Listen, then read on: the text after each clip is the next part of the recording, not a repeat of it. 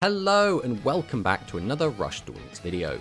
Today I want to talk a little bit about the state of Rush Duel Links at the moment, kind of how things have been since release, how things have been recently, a little bit about things that have gone really well for the game and things that have gone quite poorly for the game. And I think the first thing we want to talk about is going to be the box releases. So our first box, Seven's New Road, released September 28th. And this box was fine. It didn't really have any trap cards, or at least no playable trap cards. So what this ended up was people basically wouldn't play spells and traps. For the most part, they would just play decks of all monsters and just try and smash face and try and just attack a lot. And it wasn't very engaging, but that's kind of neither here nor there. This was mostly fixed with the release of the next box, Heavy Metal Scream. But this box was released November 24th, 2 months after the first box. Now, 2 months is a long time. It's not the end of the world. Typically, it's around, for Duel Links, it would be around a month, would have been the usual gap between boxes. And for regular TCG, it's usually about 3 months. So it's kind of smack in the middle of that. I think that's fine for the most part. If you're playing Rush constantly, this can get a little bit tedious, not having new cards more often, but I understand it. The problem is that as of recording this video, it's now the 28th of January, which means it has been over 2 months since the last box. And we still do not have an announcement for another box. Now, I think a lot of people are speculating we'll get one in late February. What that does mean is that is 3 months with no box. And that really stings, because boxes are fun. They add a lot of life into the game. They shake up the meta quite a lot.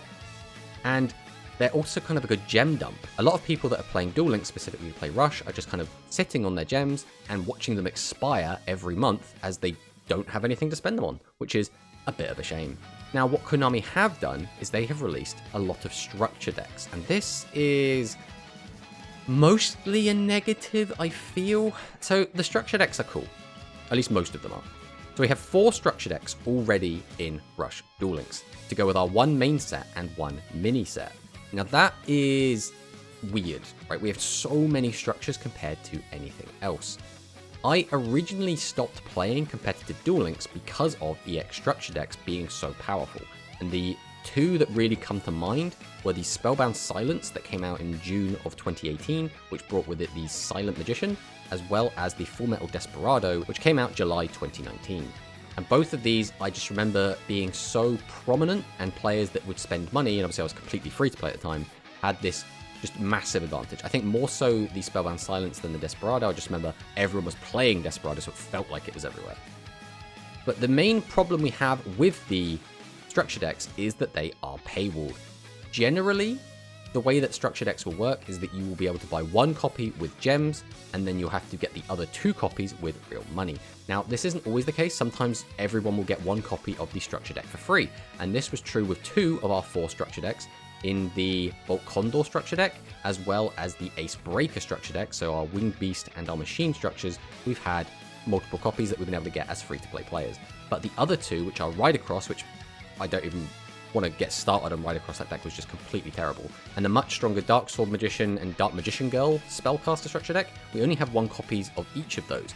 And especially with the latest Spellcaster structure, it really is starting to notice. The Dark Sword Magician is very powerful, as is several of the other cards in that deck, such as the Sorcerer of Light, which is basically feels like it could be a very powerful staple going forward. And so because of this, only having access to 1 copy as free-to-play feels really bad. Basically forcing a paywall in order to be able to play the game to a competitive level feels really terrible. If it was only good in a specific deck, that's kind of one thing. Oh, you can't play this specific deck, that sucks for you, but at least you have all of these other free-to-play options. But when it's a generic staple card, it feels pretty bad. Then, obviously, there's the Ride Across deck, which was so very bad. I don't know why this deck even cost money. Most of the cards in it are very not playable at all. Ride Across rules get better when we get the Fusion out, but then in order to play that Fusion monster, are we then going to also need to go back and buy this deck, or will it just be available somewhere else? It feels weird, because if we get Ride Across from somewhere else, that's good overall for the health of the game, I feel. But then anyone that did actually spend money on the Ride Across structure deck now just feels completely shafted, because their monetary investment is now worth a lot less. So I feel like that's almost a lose-lose It's a weird kind of situation. But this does lead us into our next topic, which is bundles, which is something else that we can buy with money or with gems. And this is basically the only thing we've really had to spend gems on is one copy of the structure decks, as well as the latest bundles. Now, we did recently get 2 new bundles. We got the Barrel Dragon bundle, and we got the Sword and Shield bundle. Now, Barrel Dragon itself has kind of cemented itself as a meta staple and is a very, very powerful card. The problem is that we got these bundles without a new box, which means if you're a player that already has 3 copies of every card in Rush, that means you basically either waste gems to get this one card and then a bunch of cards you don't need, or we have to just sit here and wait until the new box comes out to purchase these bundles, which means this is over a month without having access to format staples, which just feels terrible. Now, if you're the kind of player that's playing very casually, you haven't completed all the boxes, you've only just gone through once or something, this is mostly fine. You can get your hands on the Barrel Dragon, which is decent, right? But if you are a dedicated Rush player that has been playing the whole time, like myself and like many others, that means either you're being told, no, you must just throw your gems away, or wait, both of which really suck.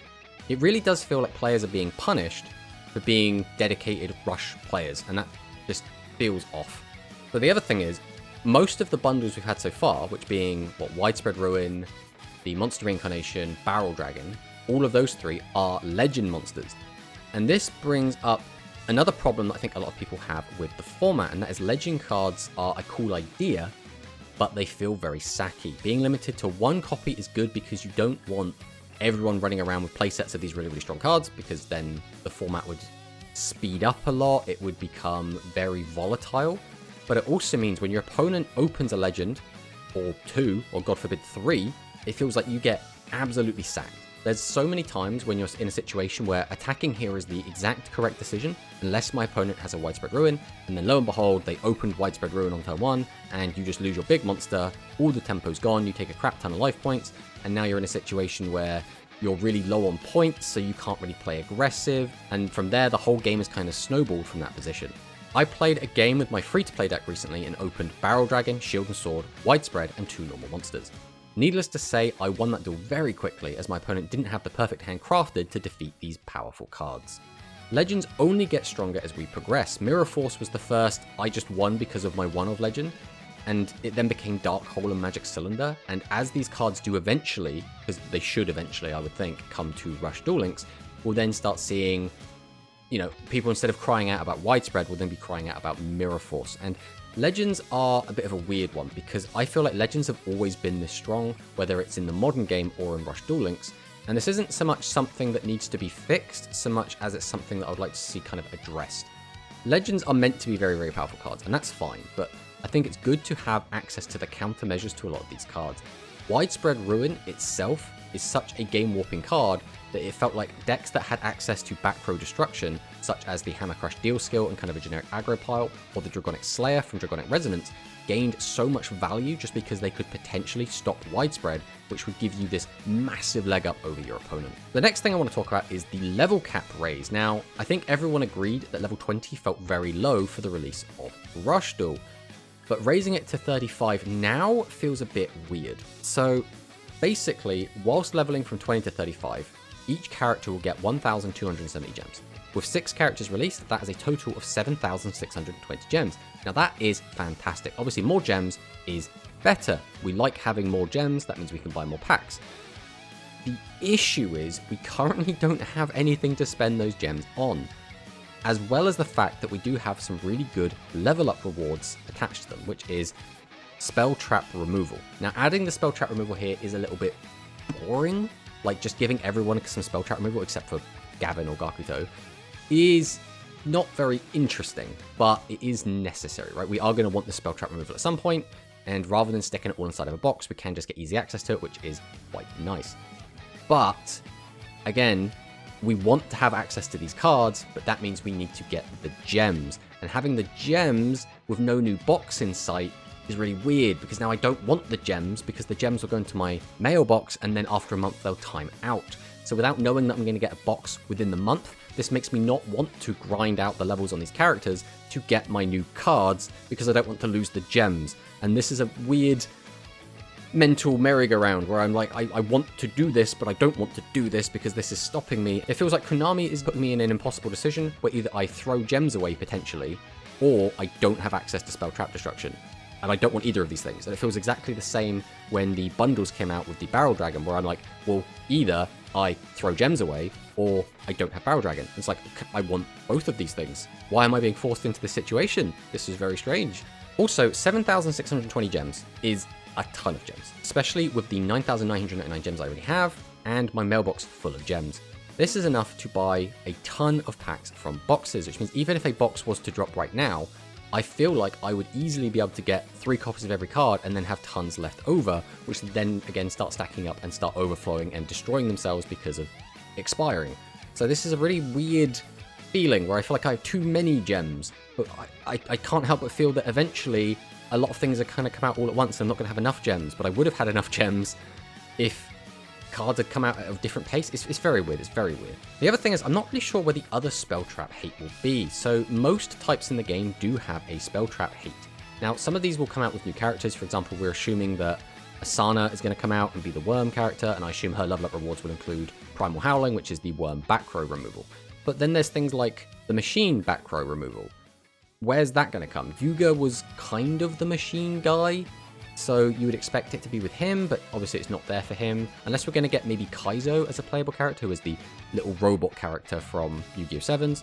He does play a machine deck, so maybe we'll get him playable. Otherwise, I'm not really sure where his cards are going to come in. And then there's the other types as well, which don't yet have an associated duelist. Where are we going to get those? Like, where's the Pyro spell trap removal going to come from if we don't have access to Sabu Ramen as a playable character? Does that mean that's going to be in a box? If you feel very strange to have some of them in a box and some of them not, I'm not really sure where that's going to go.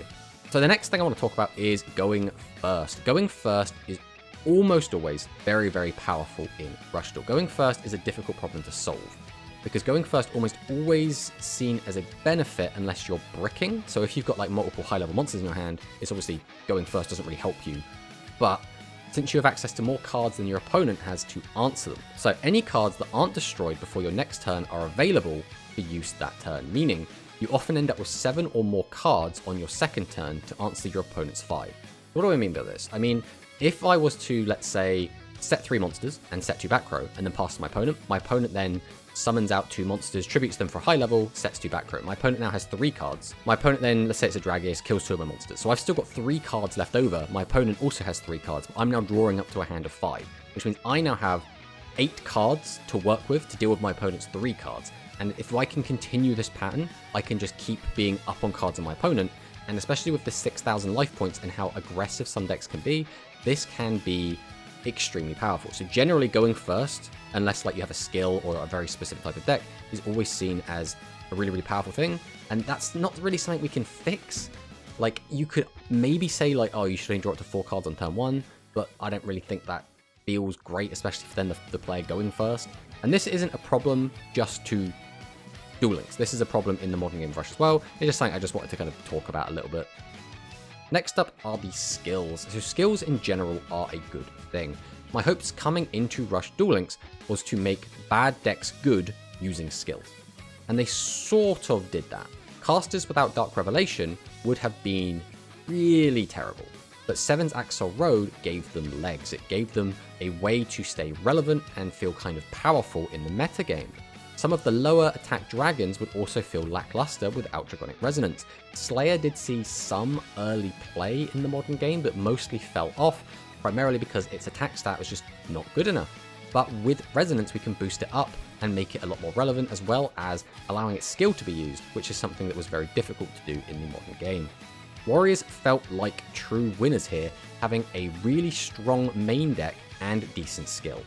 Being able to change some monsters to defense is really, really good, and Warriors felt kind of lackluster outside of this like Dragius Yami Ruler build in early Rush Duels. However, there were some losers. Aqua's skill Disco Fever felt very weak on release. It's since seen a little bit of an uptick, but still doesn't feel super great. The Noodle skill is basically a joke, and Psychic received 2 skills that seem really strong on paper, but hasn't yet managed to make them a threat yet, which is very disappointing. Psychic do feel the most held back, because they literally have 2 skills that you read them and you go, okay, this is broken, this is what's going to make them really, really strong, and yet they still do not see any real meta viability. So, what would I like to see going forward to try and fix some of the issues? So I would really like to see more boxes come out. Shocker. I think more boxes fixes a lot of the problem we've got here.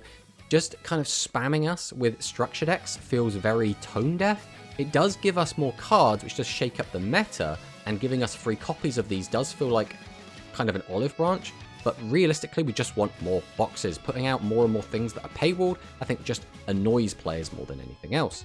I think having bundles release alongside boxes also would fix a lot of that problem. The whole Barrel Dragon issue goes away if Barrel Dragon came out alongside a new Rush box. I think realistically, we either just shouldn't have had that bundle come out, or it should have just come out with a box. Either way, the way that it was handled felt very poor, and I think we can really learn from that going forward. Next up for Legends, I think it would be good just to make sure we have ways to deal with a lot of the Legend threats. So after Mirror Force came out, a lot of decks then started getting a lot of effects that basically protected them from trap destruction to try and stem the bleeding a little bit. Now the side effect of this was that a lot of these decks started not playing Mirror Force anymore and started playing Magic Cylinder, because if you can't be destroyed by traps, I'm not going to bother using the trap that destroys. I'll just use the one that can kind of kill you out of nowhere. But as long as we control the rate at which Legends come out and which Legends come out when, I think it could be fine. I think realistically, Legends are in an okay place right now, but it would be nice to see just more tools that allow interaction rather than my opponent drew their Legend, they're going to beat me, I didn't see my Legend, which again is a difficult problem to solve, and we still have this problem in Modern Rush. I think the same thing happens with the level cap raise. I think realistically we would have liked to see this all at once. We would like to see a new bundle, a new structure, a new box, and the level cap raised at the same time. I understand why that's not the case, and that is because we want to keep updates coming regularly for the Rush format, rather than giving them all at once and then having a big gap with nothing. We're trying to like drip feed us or give us the breadcrumbs little bit by little, but it ends up feeling really weird and really bad. So I just hope we don't do this again going forward.